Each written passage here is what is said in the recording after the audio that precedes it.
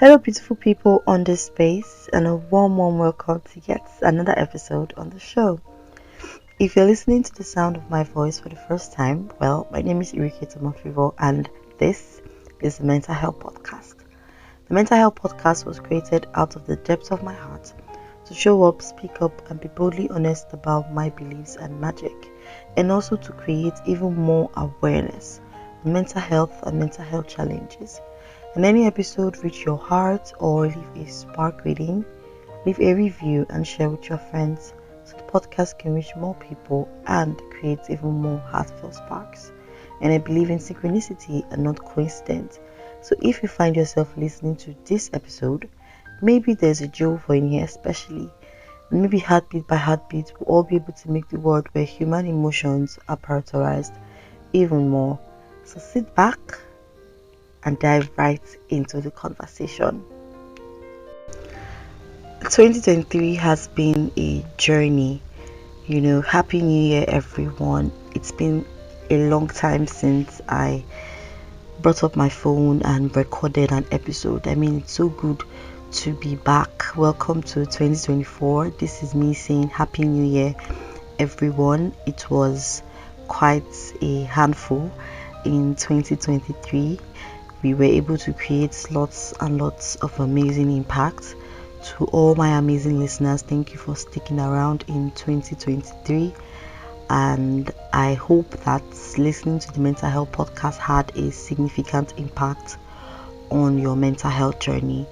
Thank you for sticking around again, and hoping you will do the same in 2024.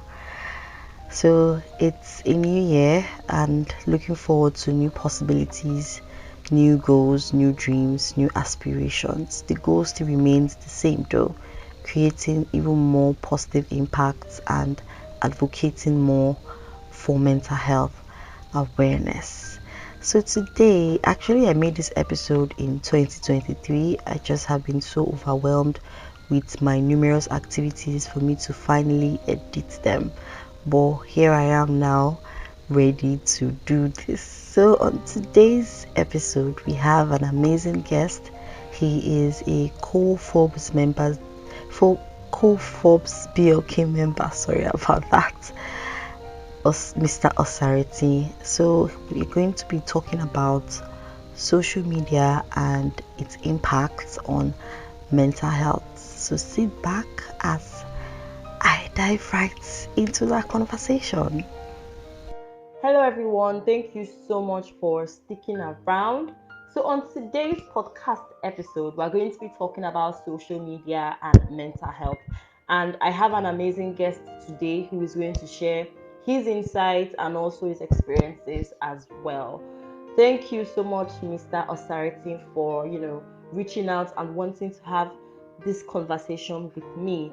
And this conversation has been long due, and I'm glad that we finally get to do this.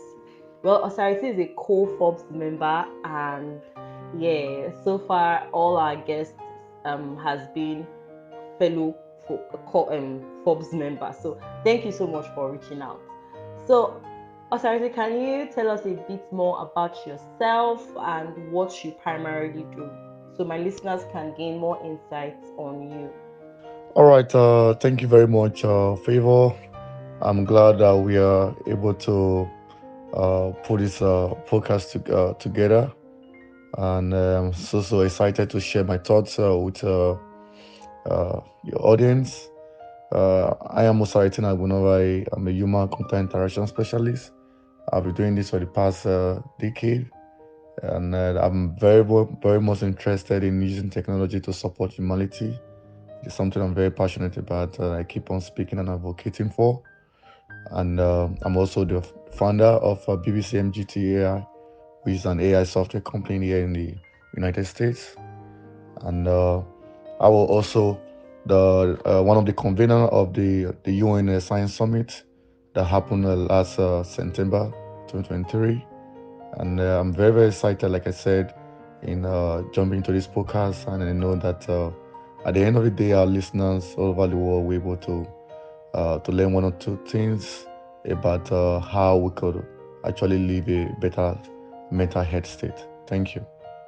I honestly love the fact that Nigerians are taking the globe by storm. It's so beautiful to see that Nigerians are getting involved in a lot of things and we're trying to change the narrative. So well done and thank you so much for coming. So, yes, for the very first question, can you share your thoughts on how mental health has influenced our perception of mental health over the years? What are your thoughts on that? Thank you very much for the question, and also thank you for the compliments about the giant of Africa. We'll keep on doing what we can in changing the narrative of the continent, wherever we are. And as regarding the question you asked, in terms of my perception, I think social media have had its own fair share of social mental health state of people. Before now, we know about the mental health from books, from where we read, maybe from professors and all of that. That like you have to be in uh, in academics, and sometimes our parents don't actually know how to explain these things to the young ones, and even the young ones, they don't also know how to express themselves where they are being faced. But with the help of social media, there have been a lot of awareness campaign trying to create more information, people sharing their thoughts and all of that, in making sure that people become more aware about the impact of mental health state in one's life, and how one can actually maintain a better mental health. And so in my own perspective, I think it has its own positive and negative side, because social media have also increased uh, people to start suffering from chronic mental health state, a result of comparison and some modeling that people show on some of the social media, which is not really, which people call the fake life and all of that. So I think in this case, it has been having a positive and a negative vibes. But I think it keep on evolving, and we need to keep on talking about this. And social media is a great tool to really tell the whole world about the essence of maintaining a proper mental health state. So, talking about social media and talking about how social media views beauty standards. Now, would you say that social media affects our mental health both positively and negatively? Or do you think it affects it positively or there's a negative impact? What do you think? Do you think it has more effect? Like, does it affect us positively or the impact is higher on the negative side? Yeah, for me, I think it's kind of sit on the fence for me, because there was a time when I was so engrossed with the use of social media, and I have to communicate with people from all part of the world. So sometimes when they're sleeping, I'm awake, and when they're awake, I'm also awake. So there was not enough time to get a lot of rest and all of that. And but when I had to learn about some of the ways you could actually become so effective in using it, at the same time still maintain a proper mental health, I became more productive in its own usage. So I think usability matters in this regards. People should know how, like the time frame, like there should be a time to actually have interaction with people, uh, like in a real sense, instead of just taking the whole part of your life into the social media. So usability is one key part for me. If you know how to actually use it, probably to enterprise your business, like promotion, marketing, and all of that, I think there is a whole lot of advantage that the social media brings for you. But when you become so addicted, when you become so engrossed in it that you don't have time for yourself and all of that, I think that can actually affect you. So I think basically that is just my thought about the social media and mental health state. All right. Thank you so much. I'd like to know, right? In your view, how can we leverage social media positively for mental health awareness and support? What can we do to put mental health awareness out there through social media? Thank you very much for the question. I think I'm quite excited by the question because that is actually what you're doing, trying to create awareness. I think it starts from creating more awareness about social media and also created positive content. Uh, just recently, there's a lot of content in both in the mainstream media and even in the micro medias, and this content need to be positive. If not, people are going to start facing a lot of mental stress because of like what I said, talked about comparison and comparison syndrome, where people have to compare themselves with some of those fake lifestyle that they see on social media. So they have to be more of a positive content, and they have to be more awareness by everybody, by every player, both by the government, by private and public agency, by educational institutions, not just to be taught in school, but they have to be symposium, they have to be lectures on it continually to share more information about the essence of living a better life. And we also need to emphasize on giving some warning triggers, I call the warning triggers, which are some of the triggers you put on some of the content to make people aware that okay, this what we have, you have the choice to decide if to accept it or not, or this is some of the impacts that it can have on you. And I think when we do all of these, that we actually increase more awareness about this regard, and most importantly, uh, different coping strategies should be developed because as technology evolve, there should be different coping strategies on how to live a better life while also using the social media. So I think that is my thought as regarding some of the positive step we can actually take in ensuring that we maintain a healthy lifestyle. All right, thank you so much for that beautiful response. So, two more questions as we wrap up today's conversation. I'd like to know now, how can individuals balance their social media presence to promote mental well-being without ignoring life's realities? Yeah, what I would say as regarding the question, people need to understand that they were social being before they had the opportunity of embracing social media. So social media is just a media to convey some social activities and make it as if it's real, which most times are not real. So people need to know that they were first humans, so they need to catch up with the reality by way of bringing themselves involving more on offline activities instead of throwing all their weight to online activities. And they need to know when to take a break while using social media. You need to know when to take a break. You need to uh, deactivate and reactivate it. Or I would not say delete because they have a lot of opportunities.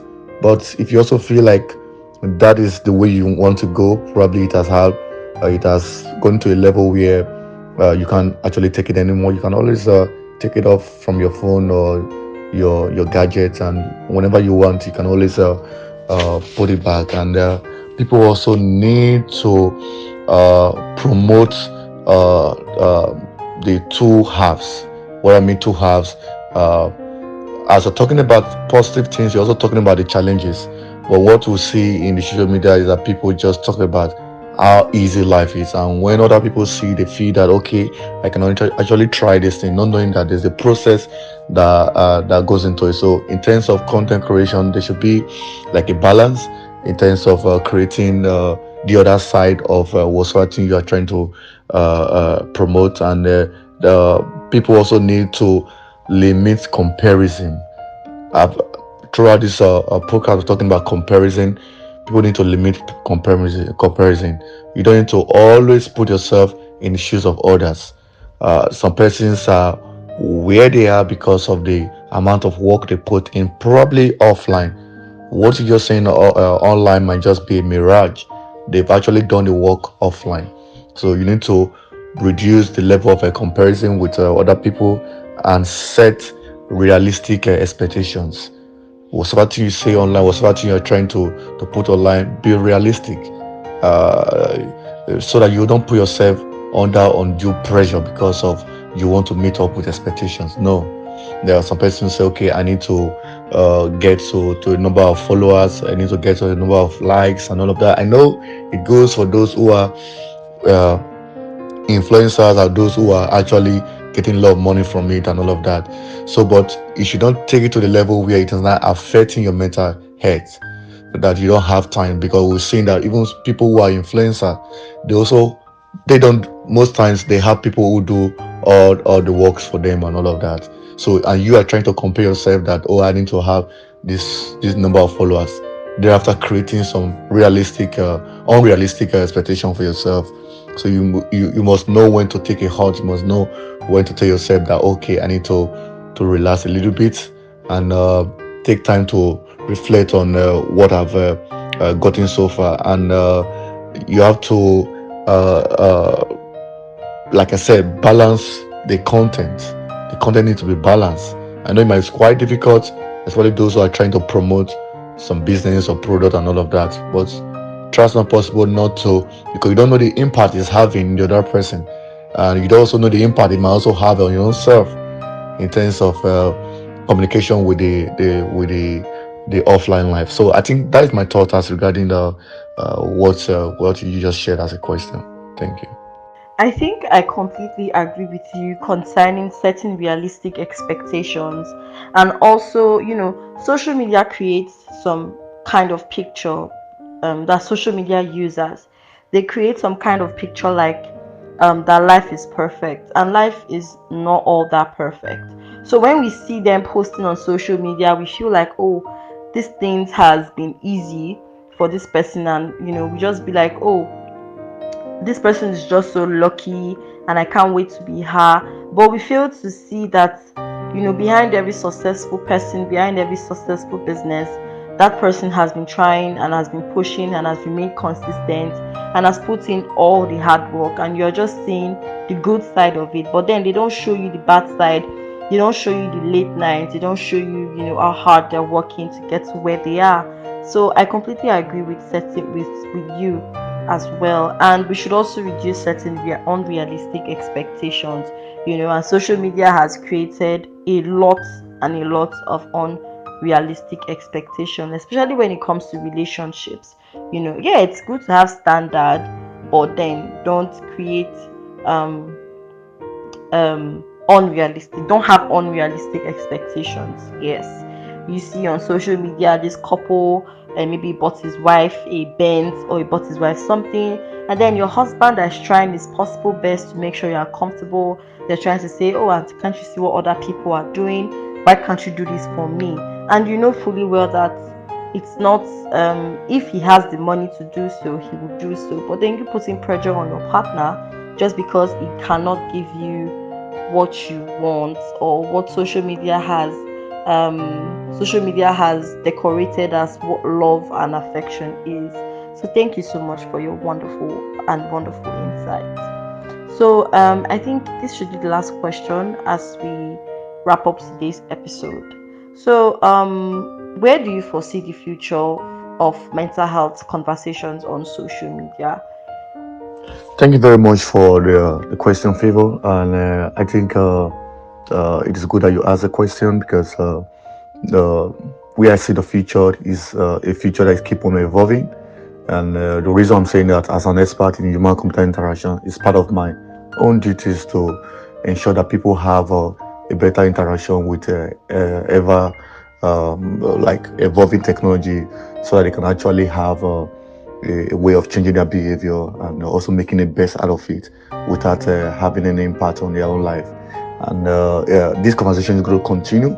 And I see the conversation even getting to where people all over the world at the UN, just like what we had in September, where we had to discuss about how the future of technology can actually be. So something like this can actually come as one of the agendas in the UN General Assembly, where there's an emphasis not just only on climate change, but emphasis on how people can actually live a better life. Because the whole world was being surprised about the COVID-19 pandemic, because people thought were able to people were not able to touch base with reality anymore, so they have to start using some of these social media platform and video conferencing platform like Zoom and all of that, which became so prominent because of what happened. So I think this is a conversation we're going to keep on continuing, not just during the COVID-19. More startup are also coming up, just like what my team are also doing with one of our startup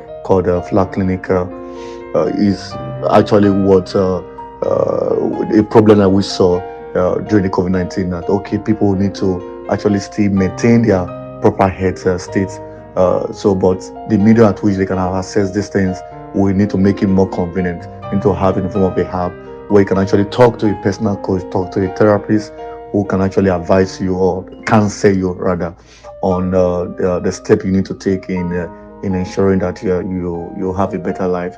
So I think generally the conversation is going to keep on moving in the future. Like I said, it's going to get to the level where it will become an agenda during the UN General Assembly, and I'll be very very glad to also share my thoughts in that areas. And uh, more startup going to come up talking about how people can actually live a better life and actually also make use of the social media, and most importantly collaboration. The collaboration going to increase, just like what we are just talking about now through your podcast. There'll be more collaboration, people talking about it, people emphasizing on it, people creating more content on it in the future. So it's going to be something that the whole world will have to talk about, because it's not part of our life, it's not part of humanity, and people need to embrace it. And we are ready as a specialist to ensure that people have a smooth driving in getting all this resolved and living a better life. Yes, thank you so much, Asaratin, for taking our time and wanting to do this thing with me. Creating awareness on mental health through the use of social media. And funny, we are creating awareness and we're using social media as a medium to actually create awareness. So this has been wonderful. Thank you so much for your amazing insights, and I'm very sure my listeners gained a lot and a handful from this conversation. Looking forward to doing this again with you later on in the future. Till next time, any final words to my listeners as we wrap up today's conversation? Thank you very much, Favor.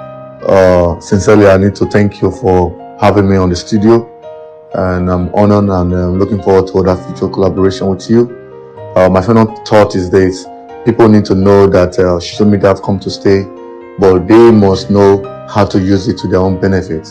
There are a lot of persons who are cashing out from social media. They are being smart about it. They are doing a lot of stuff behind the scene. So don't set unrealistic expectation for yourself, thinking that you want to be like them.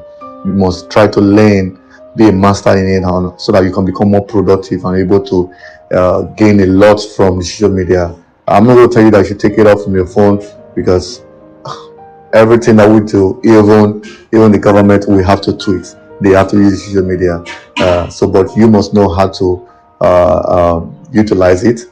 And feel free to send me an email. My email is open to the public. You can always send me an email. Can have more conversation, and you can also follow me on some of my social media. Just like what I said, you need the social media, and my social media handle is Osaritin Agbon. That is OSARETIN Nagbon. So once you check it, all the social media they can think of, I'm there, and we could have a more interaction on this subject. Thank you very much.